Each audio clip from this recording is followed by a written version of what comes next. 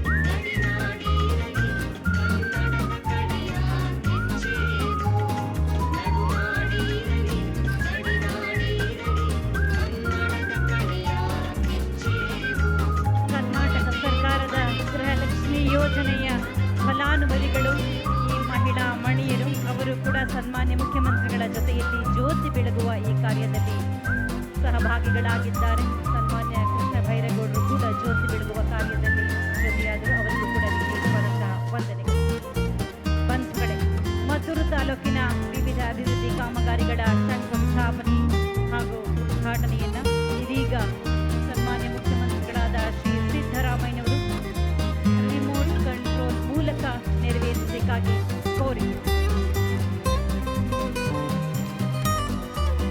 ಬಂಧುಗಳೇ, ಜಲಸಂಪನ್ಮೂಲ ಇಲಾಖೆ, ಪೌರಾಡಳಿತ ಇಲಾಖೆ, ಗ್ರಾಮೀಣಾಭಿವೃದ್ಧಿ ಮತ್ತು ಪಂಚಾಯತ್ ರಾಜ್ ಇಲಾಖೆ, ಇಂಧನ ಇಲಾಖೆ, ಲೋಕೋಪಯೋಗಿ ಇಲಾಖೆ, ಸಣ್ಣ ನೀರಾವರಿ ಮತ್ತು ಅಂತರ್ಜಲ ಅಭಿವೃದ್ಧಿ ಇಲಾಖೆ, ಸಮಾಜ ಕಲ್ಯಾಣ ಇಲಾಖೆ, ನಗರಾಭಿವೃದ್ಧಿ ಇಲಾಖೆ, ವಸತಿ ಇಲಾಖೆ, ಗ್ರಾಮೀಣಾಭಿವೃದ್ಧಿ ಮತ್ತು ಪಂಚಾಯತ್ ರಾಜ್ ಇಲಾಖೆ, ಉನ್ನತ ಶಿಕ್ಷಣ ಇಲಾಖೆ, ಹಿಂದುಳಿದ ವರ್ಗಗಳ ಕಲ್ಯಾಣ ಇಲಾಖೆ, ಆರೋಗ್ಯ ಮತ್ತು ಕುಟುಂಬ ಕಲ್ಯಾಣ ಇಲಾಖೆ, ಕೃಷಿ ಇಲಾಖೆ, ಗ್ರಾಮೀಣಾಭಿವೃದ್ಧಿ ಮತ್ತು ಪಂಚಾಯತ್ ರಾಜ್ ಇಲಾಖೆ.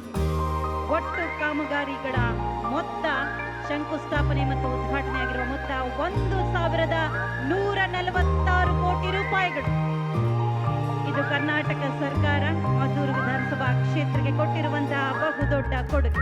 ಧನ್ಯವಾದಗಳು ಸನ್ಮಾನ್ಯ ಮುಖ್ಯಮಂತ್ರಿಗಳಾದ ಶ್ರೀ ಸಿದ್ದರಾಮಯ್ಯನವರಿಗೆ, ಮಾನ್ಯ ಜಿಲ್ಲಾ ಉಸ್ತುವಾರಿ ಸಚಿವರು, ಕೃಷಿ ಸಚಿವರು ಆಗಿರುವಂತಹ